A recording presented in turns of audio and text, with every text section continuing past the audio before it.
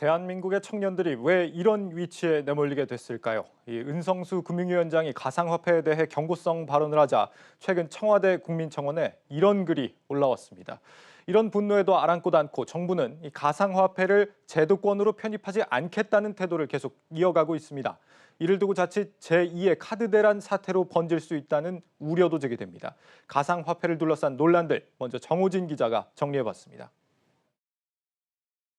잘못된 길로 가면 어른들이 얘기해줘야 한다. 가상자산에 안 들어왔으면 좋겠다는 게 솔직한 심정이다. 은성수 금융위원장이 지난 22일 국회 정무위 전체 회의에 출석해 한 발언들입니다. 이날 비트코인 가격은 6천만 원 밑까지 떨어졌고 은 위원장의 자진 사퇴를 촉구하는 청와대 국민청원에는 10만 명이 넘는 이들이 동참했죠. 사실 정부, 금융당국 관계자들의 가상화폐 관련 부정적인 발언은 이번이 처음은 아닙니다. 지난 2018년 비트코인 1차 랠리 때에도 김용범 당시 금융위 부위원장, 박상기 당시 법무부 장관 등은 강도 높은 비판을 쏟아냈죠. 이 시기에도 당국 관계자들의 말 한마디에 가상화폐 가격은 직접적인 영향을 받고 내려앉았습니다. 은 위원장의 발언 이후 일부 가상화폐 가격이 다시 반등세를 보이고는 있지만 그때보다 이번 가상화폐 급락 사태가 더 우려되는 건 빚을 내 가상화폐 투자에 뛰어든 2030 세대가 많다는 겁니다. 한 가상화폐 거래소에 따르면 가상화폐 투자자의 60% 이상이 2030 세대인 것으로 나타났습니다. 또 안정세를 찾았던 국내 5대 은행 신용대출 잔액은 지난 2월 이후 다시 늘어나고 있는 상황. 신용대출은 늘지만 최근 국내 유가증권 시장의 개인 투자자 거래 금액은 점점 줄고 있는 것을 봤을 때 신용대출 자금이 가상화폐 시장으로 흘러가고 있는 것이 아니냐는 예측이 나오는 겁니다. 가상화폐 시장의 규모도 코스피 시장을 추월할 정도로 성장했는데요. 26일 국내 4대 가상화폐 거래소의 거래 대금은 약 21조 원, 지난달 코스피 일평균 거래 대금의 약 1.4배 수준입니다. 상황이 이렇다 보니 일각에서는 400만 명의 신용불량자를 양산했던 카드 대란 사태가 다시 한번 일어날 수도 있다는 우려의 목소리가 나오고 있습니다. 한국경제TV 정호진입니다. 가상화폐를 제도권에 넣는 게 맞느냐, 이 가상화폐 투자에 따른 손실을 정부가 보호해야 하느냐 마느냐, 요즘 이 정부와 정치권에서 관련 논쟁이 아주 뜨겁습니다. 관련해서 정치경제부 김보미 기자 나와 있습니다. 김 기자, 지난 2017년 말에도 이제 가상화폐가 굉장히 급등락했던 그런 전례가 있는데 이번에도 그때와 좀 비슷한 상황이에요. 네, 맞습니다. 사실상 데자뷰라는 표현도 나오고 있는데요. 네. 이 상승 또 상승하다가 금융당국 개입이 이어지면 고꾸라지고 그리고 또 다시 회복되고 이런 상황이 계속 반복되고 있습니다. 사실 투자자 입장에서는 이 같은 상황이 전혀 반갑지는 않을 것 같은데요. 앵커 같은 경우에는 가상화폐 투자하지 않고 있다라고 제가 듣기는 했는데 이런 상황에 대해서 좀 어떻게 보고 계십니까? 저는 뭐 사실 도박이나 다름없다라고 생각을 하는데 뭔가 이제 주식과는 다르게 오르고 내리는 이유를 알고 투자하는 분들이 그렇게 많지는 않은 것 같아서 뭐 어쨌거나 요즘 이 자진 사퇴하라라고 이제 금융위원장한테 얘기하는 이런 국민청원까지 올라올 정도로 투자자들 불만들이 굉장히 좀 상당한 모양이죠. 네, 맞습니다. 그런데 이게 과연 좀 생각해 볼 필요는 있습니다. 투자자로서는 분명 속이 상하고 화가 나고 또 짜증이 나는 부분이기도 한데 지금 이 상황에서 금융당국도 가자를 외칠 수는 없는 상황이기 때문입니다. 네. 이런 움직임이 왜 나타나고 있는지를 한 번쯤은 좀 따져볼 필요가 있다는 건데요. 그래서 오늘 이 시간이 마련이 된 거고요. 좀 자료 화면을 통해서 먼저 살펴보겠습니다. 네. 자료 화면 좀 보실까요? 은성수 위원장은 암호화폐, 인정할 수 없는 화폐다. 그리고 가상자산에 투자한 이들까지 정부에서 다 보호할 수는 없다라고 얘기를 합니다. 이 가상화폐 시장이 정말 끝을 모르고 이렇게 치솟고 있는 상황에서 마치 찬물에 끼얹는 듯이 은성수 위원장 왜 도대체 이런 발언을 했을까요? 바로 또 다음 자료 화면 보시겠습니다. 네, 김부겸 국무총리 후보자의 말에서 좀 힌트를 얻을 수 있는데요. 이 김 국무총리 후보자는 은 위원장의 발언은 과열을 진정시킬 필요가 있다라고 판단한 것 같다라고 얘기를 합니다. 그러니까 가상화폐 시장이 좀 과열되는 움직임을 보이니까 구두로라도 개입을 해서 진정시킬 필요가 있었다라는 겁니다. 네. 그런데 왜 하필 이게 또 구두 개입이었을까라는 부분을 좀 생각해 볼 수 있는데요. 이 부분에서 좀 앵커한테 또 다시 한번 질문을 좀 드려보겠습니다. 네. 현재 가상화폐 제도권 안에 포함되어 있는 자산일까요? 뭐 당연히 아니겠죠. 그래서 지금 뭐 편입을 하느냐 마느냐 놓고 얘기를 하고 있는 거 아닙니까? 네, 맞습니다. 이 현재 가상화폐는요, 제도권 안에 들어와 있지 않은 상황입니다. 그래서 아무리 시장 가격이 급등하더라도 주식시장처럼 서킷 브레이커를 발동할 수도 없는 상황이고, 또 지나치게 어떤 특정 가상화폐가 이렇게 지나치게 오른다라고 했을 때 조회 공시 요구를 할 수도 없는 상황입니다. 법 네. 테두리 안에 들어있지 않은 상황이니까요. 그러니까 금융당국 입장에서는 마땅히 쓸 수 있는 카드가 이 구두갭 이것밖에 없었던 거죠. 비슷한 예로 환율을 좀 들 수가 있는데 종종 원달러 환율이 급격하게 떨어질 때 정부에서는 언제든 적극 대응할 준비가 되어 있다라는 말을 종종 던지곤 하죠. 이 정부가 환율 관리에 직접 나서기에는 사실 이게 미국이 환율 조작국으로 지정하겠다라면서 눈을 부릅뜨고 있으니까 우리 정부로서는 사실 구두 개입이라는 선택밖에 할 수가 없었던 겁니다. 그러니까 제도권에 편입은 안 돼 있는데 과열이 되는 건 곤란하고 그래서 불가피하게 구두 개입을 하는 거다 이런 거군요. 네, 맞습니다. 이게 투자자로서는 앞서 말씀드렸던 것처럼 굉장히 분하고 속이 상할 일이지만 금융당국 입장으로서는 또 어쩔 수 없는 선택이었다 이겁니다. 그렇군요. 은성수 위원장이 9월에 거래소들이 다 폐쇄될 수도 있다라는 말까지 할 정도로 굉장히 좀 경고 소리가 좀 강력했던 것 같아요. 네, 맞습니다. 과거에도 이런 거래소 폐쇄를 언급했던 적이 있는데요. 이렇게 좀 강한 수위로 좀 발언을 하는 이유는 그만큼 매번 그런 강한 발언이 시장에 먹혀들었기 때문입니다. 실제로 은 위원장 발언 이후 가상화폐의 어떤 가치가 또 조금씩 폭락하는 모습을 보이기도 했죠. 네. 또 앞서 정호진 기자 리포트에서 보신 것처럼 2030 세대 절반 이상의 가상화폐에 투자하고 있는 것으로 나타났고 또 이 중에 일부는 신용대출, 즉 빚을 내서 또 가상화폐 자산에 또 투자하는 모습을 보이고 있는데 이런 부분들을 금융당국은 좀 위험한 부분이다라고 보고 있는 상황입니다. 또 여기에 검증되지 않은 가상화폐 또 코인들이 난립하고 있는 부분도 또 예의주시하고 있는 부분이기도 하고요. 네. 당국의 우려가 이제 심각하다는 건데 그렇다면 이 전문가들은 이 가상화폐 열풍에 대해서 어떻게 평가를 하고 있습니까? 전문가들 사이에서는 좀 의견이 엇갈리는 상황입니다. 먼저 2002년 카드 대란 사태가 일어날 수 있다라고 우려하는 목소리도 좀 있는데요. 혹시 카드 대란 사태 좀 기억하십니까? 카드 대란이요? 네. 네, 기억하죠. 네. 네. IMF 이후에 우리 정부가 소비 진작을 위해서 신용카드 사용을 좀 장려했던 적이 있었습니다. 이때 정말 카드가 많이 발급이 됐었고 실제로 지갑을 열어보면 뭐 장지갑에 카드 5장에서 10장 정도는 기본으로 갖고 있을 정도였다고 하는데요. 하지만 여기에서 무분별한 발급이 문제였습니다. 이렇다 할 소득이 없는 사람들에게까지 카드를 쥐어주다 보니까 도미노처럼 연체가 발생하면서 금융기관들이 타격을 받았던 겁니다. 그러면 다시 돌아와서 이걸 왜 가상화폐랑 비교하느냐라고 하실 텐데요. 이 부분은 홍기훈 홍익대 경영학과 교수의 인터뷰 직접 들어보시죠. 네. 카드란 때보다 어떻게 보면 더 심각한 문제가 될 수 있는 게요. 신규로 진입한 대부분의 고객들이 2030이 60%라고 하더라고요, 통계상으로. 그리고 거래액에서 60% 이상을 차지했어요. 그래서 오히려 이들이 더 많은 돈을 투하를 해놓은 건데 이들이 과연 자본이 있어서 이랬을까라고 하면 아니라고 생각하거든요. 결국엔 레버리지예요. 네, 그러니까 자료화면을 또 다시 이어서 좀 살펴보면요. 자료화면 띄워주시죠. 네, 카드 대란 같은 경우에는 무분별한 카드 발급이 또 감당할 수 없는 과소비로 불러일으켰고 이것이 연체 금융기관의 타격으로 이어졌다면 가상화폐 같은 경우에는 또 B2가 또 이어지고 있으니까 이 B2가 추후에 가상화폐 가격의 폭락 시 또 연체로 이어질 수 있고 같은 구조로 금융기관의 타격으로 이어질 수 있다라는 겁니다.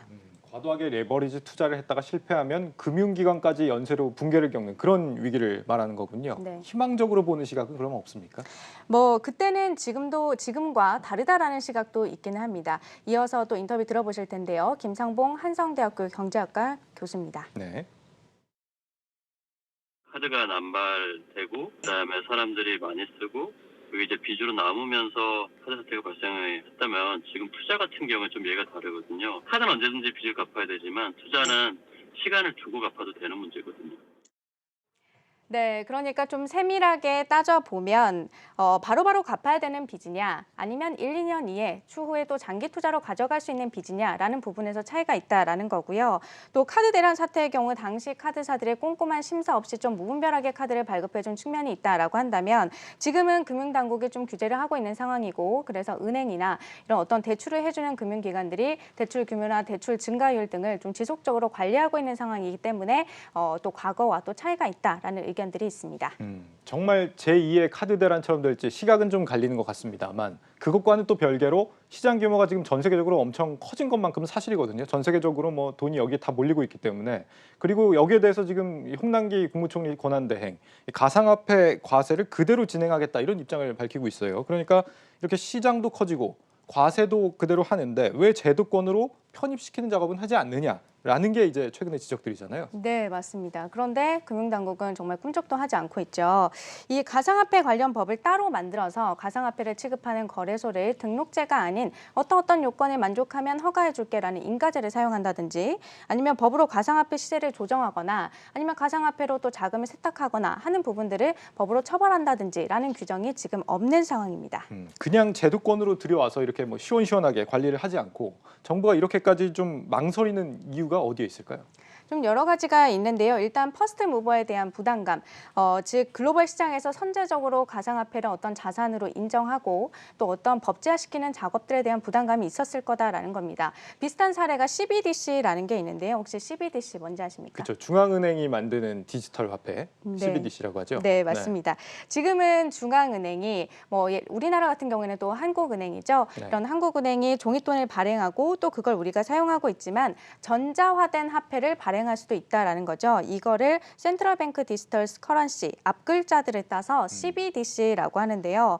2019년 그러니까 2년 전까지만 하더라도 한국은행은 우리나라는 CBDC가 필요하지 않다라는 입장이었습니다. 그런데 중국, 미국, 유럽 등 좀 여러 나라들이 이런 CBDC에 대해서 연구를 하고 또 발행하려는 움직임을 보이면서 지난해부터 이 한국은행도 뒤늦게 또 관련 부서를 신설하고 연구 작업을 진행하고 있는 상황입니다. 우리 정부가 이전 항상 이런 부분들에 대해서는 조금 다른 나라보다 한 걸음 좀 늦게 보수적으로 접근하는 이런 경향이 있다 이런 거군요. 네, 맞습니다. 그리고 또 다른 이유도 있는데요. 이 부분은 박상현 하이투자증권 전문위원 말을 직접 들어보시죠. 네.